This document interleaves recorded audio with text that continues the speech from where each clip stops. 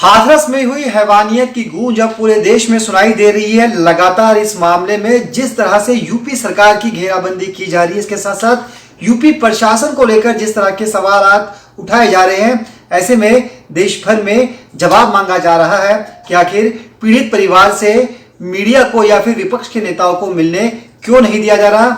आज सुबह से ही पीड़ित परिवार से मिलने के लिए गांव के बाहर मीडिया कर्मियों का हुजूम उमड़ा रहा, लेकिन पुलिस ने किसी को भी पीड़ित परिवार से मिलने की इजाजत नहीं दी। इन सबके बीच हाथरस के डीएम का जो वीडियो वायरल हुआ, उसने आग में घी का काम किया है। इस वीडियो में डीएम खुद परिवार को समझाते हुए दिख रहे हैं कि आधा मीडिया चला गया है और आधा बचा हुआ मीडिया भी चला जाएगा।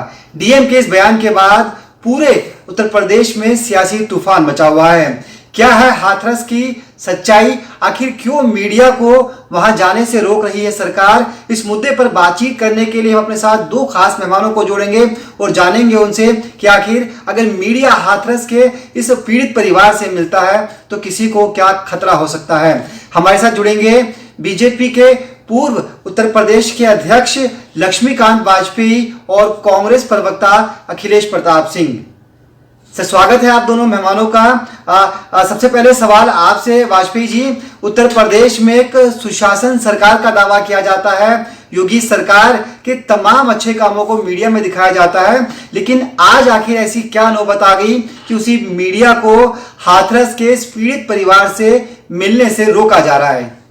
देखिए, सामान्यतः मीडिया से ये अपेक्षा की जाती है कि वो निष्पक्ष परिस्थिति जनता के सामने, देश के सामने, प्रदेश के सामने रखेगा, उसको नहीं रोकना चाहिए जी। घटना संवेदनशील है, इसमें कोई दो राय नहीं है, बहुत संवेदनशील घटना है। और रेप कहीं भी हो, किसी के बिटिया के साथ हो, किसी बिरादरी की बिटिया के साथ हो, अनुचित है।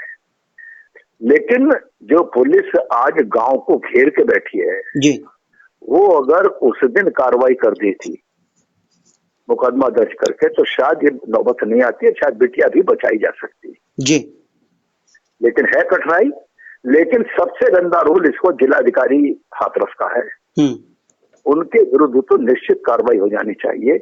और मैं तो इस बात पर संतुष्ट हूं कि सरकार चलिए अपना काम कर रही है। सरकार ने जो कुछ दुर्घटना, जो गंभीर दुर्घटना के बाद जो सहायता दी जा सकती तो देने की कोशिश भी की है जी।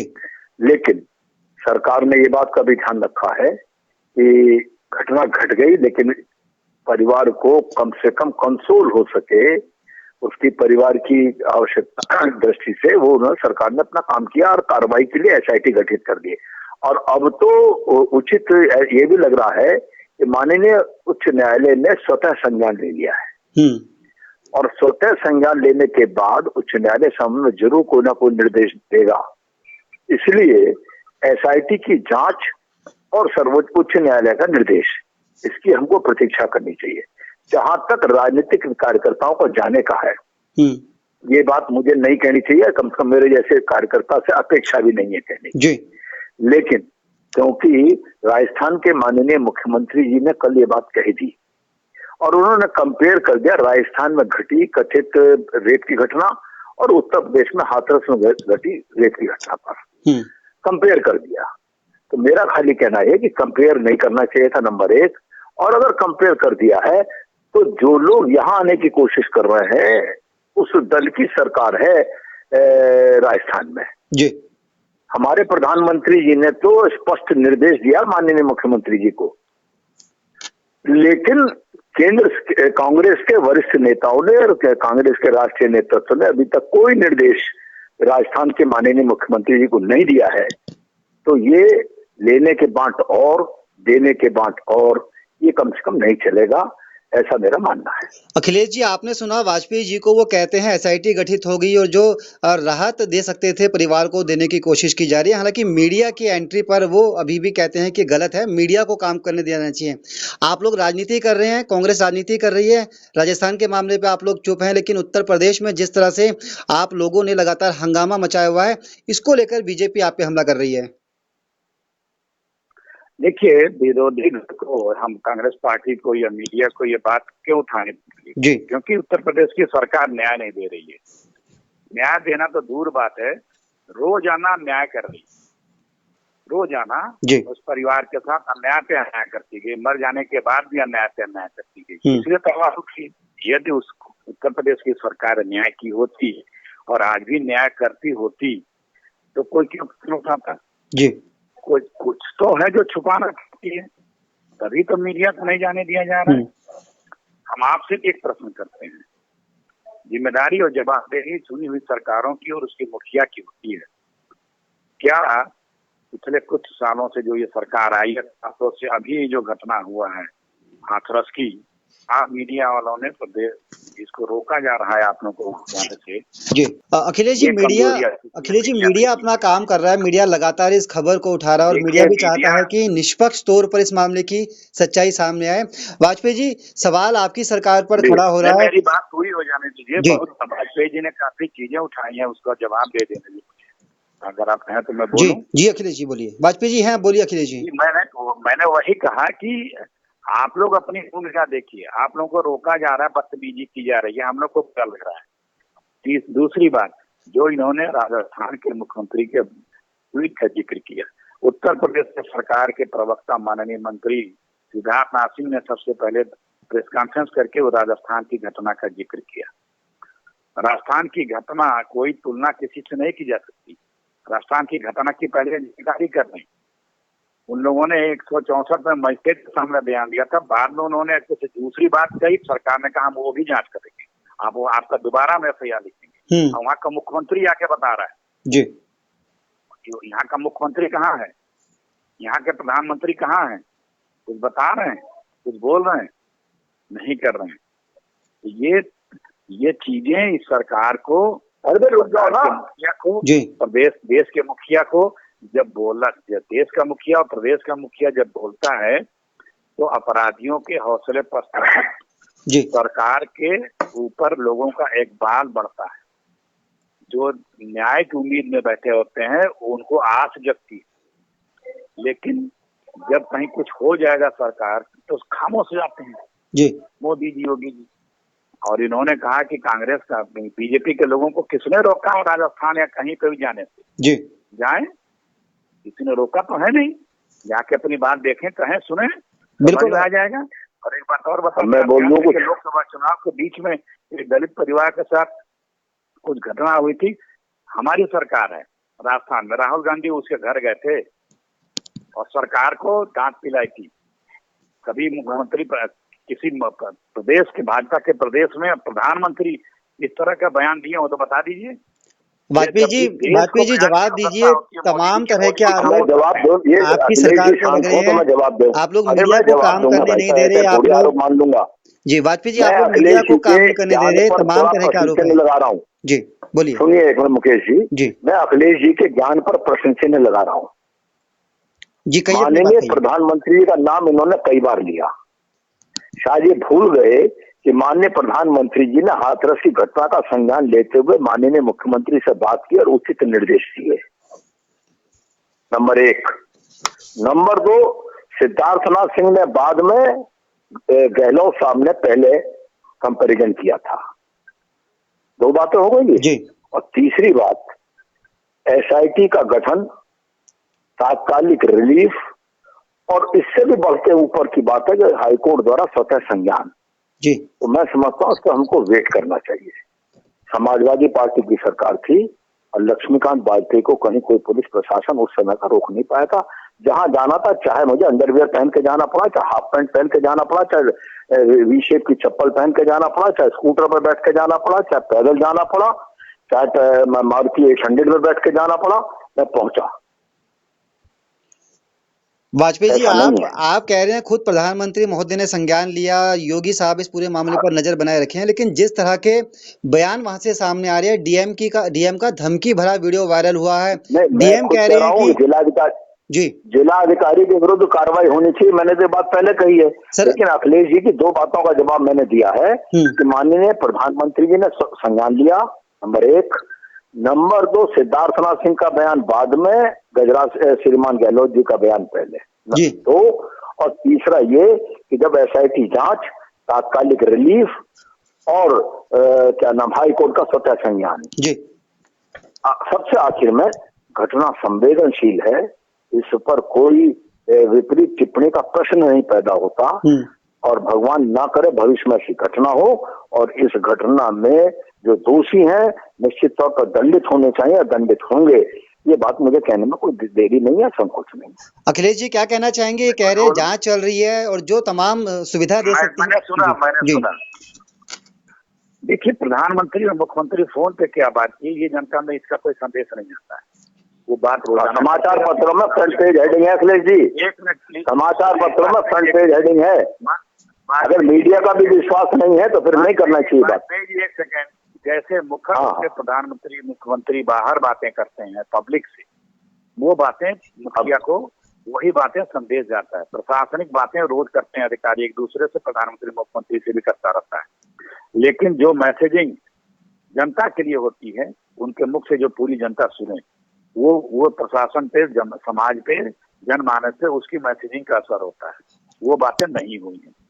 दूसरी बात, उसके परिवार के इतना होने के बावजूद भी चुपके से फोन कर रहे हैं कि हम लोग को धमकाया जा रहा है। डीएम का धमकाने का वीडियो देख रहे हैं आप। अभी भी पुलिस प्रशासन तंग कर रहा है, घर में बंधक बना कर रखा है, मोबाइल ले रखा है, किसी को जाने नहीं दे रहा है। क्यों भाई, क्यों ऐसा? किसी के ऊपर अभी तक कोई कार्रवाई नहीं हुई। अरे तो जिलाधिकारी के विरुद्ध तो कार्रवाई हो, ये तो मैं खुद कह रहा हूँ। हम बोल रहे प्लीज, पहले जितने भी बयान आए हैं, कल जो एडीजी का बयान दिया है, पहले का चोट नहीं लगी है, हड्डी नहीं टूटी है, जीभ नहीं कटी है, फना नहीं हुआ है, फिर रेप नहीं हुआ है, कल बता दिया, और घर वालों को किस तरह से है। आज भी रोजाना सरकार उस पीड़ित परिवार के साथ खड़ी नहीं दिख रही है, उसके खिलाफ ही दिख रही है जितने भी बयान आ रहे हैं, और किसी भी कर्मचारी अधिकारी पे कार्रवाई होते नहीं दिख रहे। सिर्फ कार्रवाई क्या हुई है, एडिशनल चीफ सेक्रेटरी मीडिया जो है उनको हटाया गया कि मीडिया नहीं आप ठीक से मैनेज कर पाए, तमाम मीडिया नहीं मैनेज कर पाए जी, उनको हटाया जा रहा है। और सरकार अपना शासन मैनेज नहीं कर पा रही है, क्योंकि वो तो सरकार करा ही रही है। डीएम क्या अपनी मर्जी से बोल सकता है जो डीएम बोल रहा है? मुखिया के मर्जी के बगैर डीएम इस तरह का बयान दे सकता है, और बयान देने के बाद 2 मिनट का अपने पद पे बना रह सकता है? ये बस दिखाता है कि मुख्यमंत्री का आदेश था, प्रधानमंत्री का आदेश था, वो बोल रहा है। अभी तक अगर ये सरकार को जरा सा भी होता कि डीएम ने गलत बोला है, तो विद इन सेकंड डीएम नप गया होते। वाजपेयी जी, आपने सरकार से कहा कि डीएम को हटाइए, आपका दावा नेता है बीजेपी के। मुकेश जी एक मिनट सुन लो जरा मेरी। अखिलेश जी जिस तरीके से बात कर रहे हैं, माननीय प्रधानमंत्री जी ने मुख्यमंत्री से जो कहा वो फ्रंट पे हेडिंग था अखबारों का। एक तरफ तो मीडिया की बात कर रहे हैं और एक तरफ मीडिया की बात पर विश्वास नहीं कर रहे, नंबर 1। और क्या लाउड हेयरिंग पर लेकर मोबाइल से बातें होती मुख्यमंत्री और प्रधानमंत्री के बीच में? ये कौन सी बात कह दी इन्होंने? और दूसरी बात मैं कह रहा हूं कि अखिलेश जी को शायद उच्च न्याय पर विश्वास नहीं है। अखिलेश जी ने मेरी उस बात का जवाब नहीं दिया कि अगर जाना चाहते राहुल गांधी या बहन प्रियंका गांधी तो उन्हें कोई नहीं रोक सकता था, कोई नहीं रोक सकता था। मैंने कहा ना कि मुझे नहीं रोक पाया कोई, गया मैं, और कम से कम अपने 4 साल के कार्यकाल में मैं 40 दफा गया हूँ है। लेकिन ऐसा नहीं, जब अपनी सिक्योरिटी छोड़कर व्यक्तिगत घूमने के लिए चले जाते हैं दोनों लोग, ये चिंता सरकार ने पार्लियामेंट में व्यक्त की थी कि इनको स्पेशल सिक्योरिटी मिली और ये छोड़कर चले जाते हैं, तो यहाँ पे सिक्योरिटी छोड़कर चले जाते, कौन सी मुसीबत आ रही है भारतीय झंडे में बैठकर? जी कौन रोक लेता? जी जरूर दीजिए जवाब। वाजपेयी जी एक सवाल, अखिलेश जी वाजपेयी जी आपसे सवाल है। आप कहते हैं कि डीएम की कार्रवाई सही नहीं है, आप इतने बड़े नेता हैं, उत्तर प्रदेश के कद्दावर नेता हैं, आप डीएम का इस्तीफा क्यों नहीं मांग रहे? आपने क्यों नहीं कहा भी योगी सरकार से कि डीएम को बर्खास्त कीजिए? सर आप बीजेपी के नेता हैं, नागरिक हैं उत्तर प्रदेश के। नहीं, मैं बीजेपी का कार्यकर्ता हूँ जी, और कार्यकर्ता के नाते जो मुझको लगा जिलाधिकारी का जिस तरीके से बिहेवियर है, जिस तरीके का बयान है, सही मायने में तो उनको तुरंत हटना चाहिए वहां से। इसमें मुझे कहने में कोई संकोच नहीं है जी। देखिए, और मीडिया के हैसियत को हटाया, मीडिया के हैसियत बदला, ये सरकार का रोज का प्रशासनिक फेरबदल रोज होता रहता है, इसमें कोई। हाँ अब जी अखिलेश जी कहिए अपनी बात। जरा इसका जवाब दे दो कि राहुल गांधी और प्रियंका बहन क्यों नहीं गई वहां तक? हम लोग क्यों जीते हैं। क्यों और जाने के बाद जैसे तुरंत सुनिए एक मिनट, अखिलेश जी, जाने के बाद मीडिया और पुलिस और प्रशासन को चुनौती देता था उस जिले में जाकर। एक मिनट ये कोई तरीका है? हम जाएंगे नहीं, दिखावा करेंगे? अरे आप सुनिए, कानून व्यवस्था की स्थिति खुद पैदा करेंगे। वाजपेयी जी जवाब सुनिए ना। अरे हम गाँव में पहुंचे जाकर कौन रोक लेता? मैं गाँव में जाते तो अपने आप मीडिया प्रशासन अपने आप खड़ा हो जाता है। वाजपेयी जी आपकी ही बात का जवाब दे रहे हैं अखिलेश जी, जवाब तो सुनिए।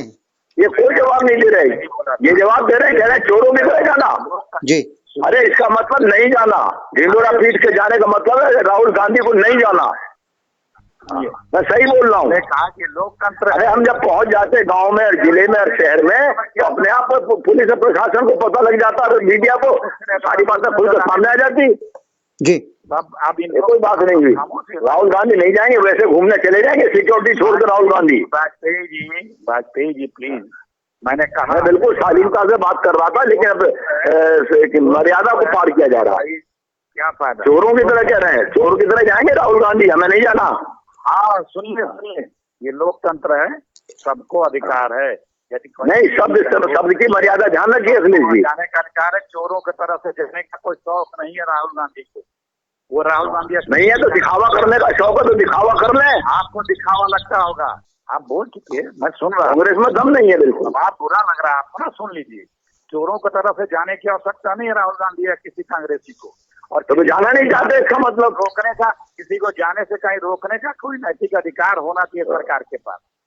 राहुल गांधी को सुबह जब पता लगा तो आ रहे हैं तो 144 लगाया, उसके बाद आप सवा सौ जो तरह रोक ले रहे हैं, उसके बाद भी वो करें हम अकेले जाने को तैयार है। क्यों नहीं जाने दे रहे भाई? क्यों चोरी से जाए? क्यों? अरे दोबारा निकल जाए, किसी ने रोका है? मारुति ठंडे में बैठे निकल जाए, कौन गाड़ी चेक कर रहा है? लेकिन राजनीति हाथरस जाने के 10 रास्ते हैं, एक ही रास्ता है एक्सप्रेस हाईवे। जनाब मैं रख दे रहा हूँ, आगरा मथुरा वाला पुराना रास्ता, चले जाना बैठकर। तो फायदा क्या? यही है बीजेपी का चरित्र यही है। तो वाजपेयी जी मिलने देंगे राहुल गांधी को? वाजपेयी जी मिलने देंगे राहुल गांधी को परिवार से? बीजेपी कहेंगे कि दूसरों की बात नहीं सुनने देना है जी, अपनी बात सिर्फ। बिल्कुल, मुझे तो आपके शब्द पर आपत्ति नहीं, मैं बहुत सम्मान करता हूँ और आपकी बात सुन भी रहा था मैं। ये हिटलर शाही इसी को बोलते हैं और ये बीजेपी का। हाँ, ये हिटलर शाही हो गई। और क्या बोलने नहीं दे रहे तुम वाजपेयी जी? अरे मैं तो बोलने वाला नहीं किया, मैं तो आपके शब्द पर आपत्ति है, बाकी तो मैंने आपको पूरा सुना है। आपने जो बोला और मैं आपका सम्मान भी करता हूँ और मैं बिल्कुल शालीनता से बात कर रहा था मैं। चलिए, बहुत बहुत शुक्रिया आप दोनों मेहमानों का।